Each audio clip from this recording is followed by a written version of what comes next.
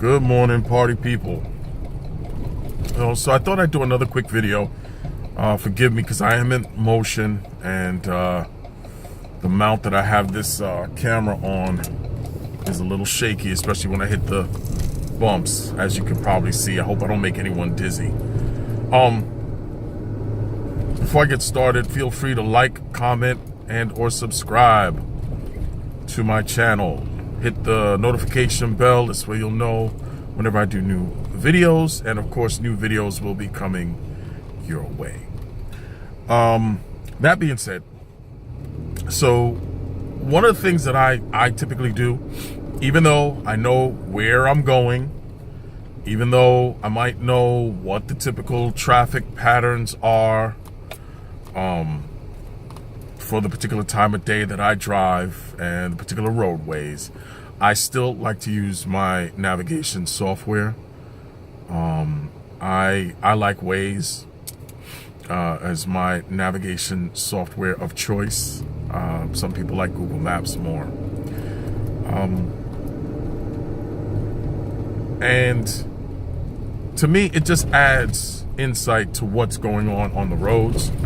As you know, with Waze, you have those real-time updates for accidents and road closures and issues and all that, hazards and all that, which I like. I feel like I'm a little bit more informed.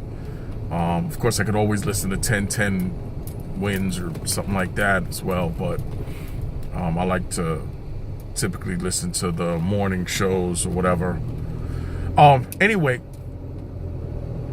really why this video came to mind is, one, the suggestion to continue to use your software, your navigation software, whether you know where you're going or not. But this is for the smart ass passengers that you will get from time to time that feel that they know better than the GPS. And I don't know about other drivers in other areas or even other drivers in my area, but to me, it seems like the ratio is 2 out of 10 individuals who insist on giving you directions above and beyond what the navigation is saying are actually right. The majority, in my experience, have been wrong. And in many cases, the ride has been prolonged. Unfortunately for them, the ride has been prolonged for no reason.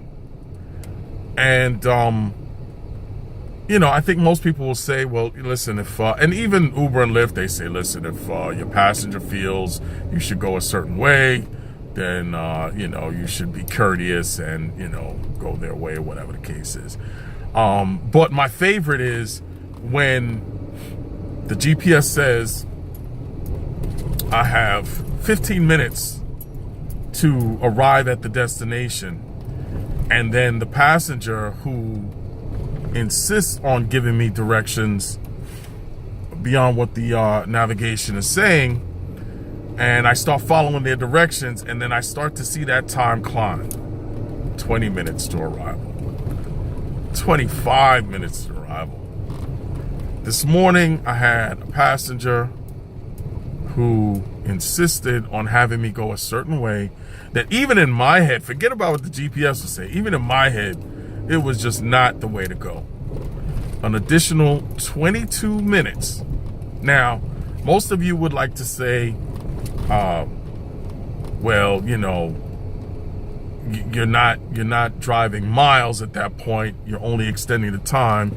Well, regardless, you're getting paid for the time. And I don't know about you, but I'm on premium or premium SUV platforms. So listen, I'm comfortable. I will sit in an extra 20, 25 minutes of traffic and I don't care if it results in an extra $1 at the end of the day. Like, literally, it's the principle of the thing at that point. I think part of why people should be paying for a level of expertise in any field, including this one, is usually, and I'm not saying all the time, because nobody's 100% right. Even the navigation is off sometimes, but, you're paying for a level of expertise. Maybe you shouldn't be a backseat driver. Maybe you should just let me go ahead and do what I got to do. Or they should let you do what you got to do. But at the end of the day, it's not worth getting into an argument. My thing is, when the passenger feels like they are going what they consider to be a shortcut, and I literally see that it's taking longer because of the way we're going than the way I would have gone with the GPS or just through general knowledge.